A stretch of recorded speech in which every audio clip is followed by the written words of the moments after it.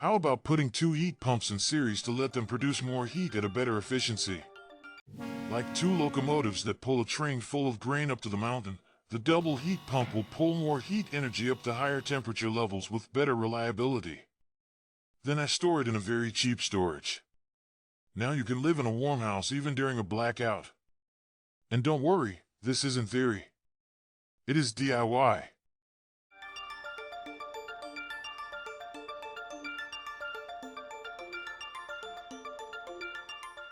Hello, I'm Norbert, energy engineer, and in this video 114 I will continue with the last year's video 71, which got 107,000 views already. And I know this year already I talked about the same installation, but that was about cooling. And last year when I made this video that attracted so much attention, I talked about cutting the connection to the natural gas boiler because it was already late in the year, and also now it is late in the year and we have to think about heating the house rather than cooling it. But it's the same installation. I told already in the last video that I am using much the artificial voice because I got time ago an operation on my voice and I feel more comfortable to speak long text with the help of artificial voice. In earlier videos, like video 61, I showed how we can convert a portable air conditioner into a water-to-water heat pump. Now, why convert an air conditioner to water at all? Because we're not heating air, we are storing and moving energy in water, because 1 liter of it contains much more energy than a liter of air. A factory-made W2W heat pump is very expensive, but a second-hand portable air conditioner is cheap, especially at the end of summer. I bought this one for €80, new, in an electronics shop. With a little DIY, you have a W2W system that's normally unaffordable. The problem in winter is that the cold side can freeze up. I even had to create a kind of shower to stop the ice formation. Today, I'll explain a smarter way for the winter, combining that air conditioner, which is a heat pump, with a swimming pool heat pump, and connecting both to a double thermal energy storage system. 1 cubic meter water in each of 2 plastic containers. One to take the heat from and the other to store it. Here's the trick. Swimming pool heat pumps are designed to heat water up to around 28 degrees Celsius, the perfect temperature for the cold side of the air conditioner, and it works with a much better COP, pushing the hot tank up to 45 degrees Celsius without losing efficiency. In summer, we use this cold tank to cool the house, but in the cold season, if you have no application for the cold water, better keep this tank at a medium temperature. The cold air from the swimming pool heat pump can be used to create in the cellar a constant temperature cold room for foodstuff, made from shells and insulation. See video 110.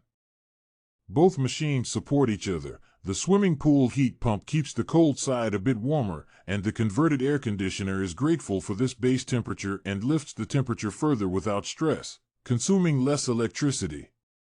The combination must give more heat for less electricity.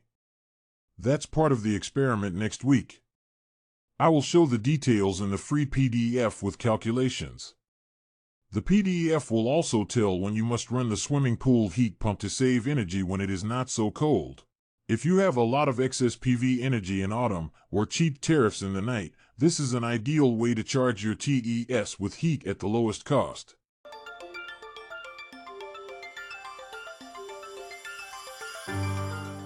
You have now 2 heat pumps to flexibly consume your excess PV and use it really good.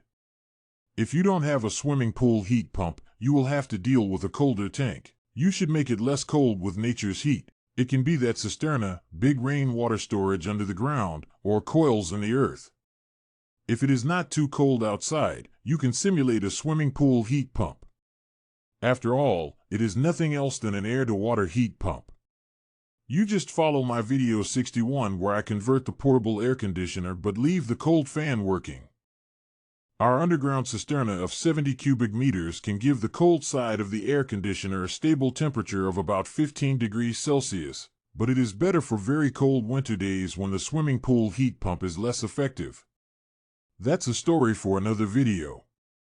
Imagine coupling this cisterna locally to our DIY water-to-water heat pump with a fan coil or even a car radiator on the warm side, for just one living room, and have nearly 2 kilowatts of heat with a much higher guarantee. You don't need the thermal energy storage, TES, because the cisterna takes that role. For circulation, I'm testing normal 12-volt pumps. Unlike special expensive 12-volt heating circulators, normal and cheap 12V pumps can be used because of the low temperature of the water, 50 degrees Celsius. Note that 40-45 degrees Celsius is not much for a standard radiator. See my first video on this channel how I deal with this problem. During a blackout, 40 watt might be sufficient and will ask only 3 to 4 ampere, so work many hours with even a car battery.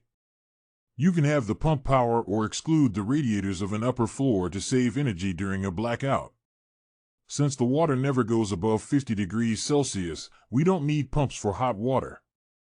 I really want to do this pumping with 12V DC and not with AC. It will transform the warm water storage into your reliable heating solution during a blackout. See the free PDF for calculations and specs. Higher efficiency, better COP because the evaporator stays warm. No freezing issues, the old evaporator shower trick is no longer needed. Lower costs, DIY conversion with second-hand ACs avoids buying expensive W2W units. Smart energy use, charge TES with surplus PV or during cheap night tariffs. Resilient setup, 12V pumps and a battery make the system blackout ready. Your radiators work all year round, winter heating with the warm tank and summer cooling with the cold tank. Future-proof, prepares for rising grid pressure and dynamic tariffs. You've probably noticed the pressure on homeowners, rising energy prices, restrictions on the grid for domestic electricity producers, and on top of that the new intensive demand from EVs and heat pumps. That's why I share these affordable DIY solutions. If you want more than what I can explain here, I publish a free weekly newsletter with deeper insights and won't bother you with frequent ads and deals.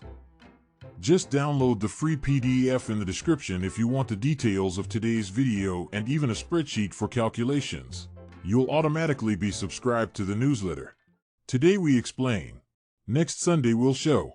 I'll test this combined heat pump system in the lab with flow meters, radiators, and the double TES tanks. Don't miss it. You'll see real data and whether it works as well as I expect.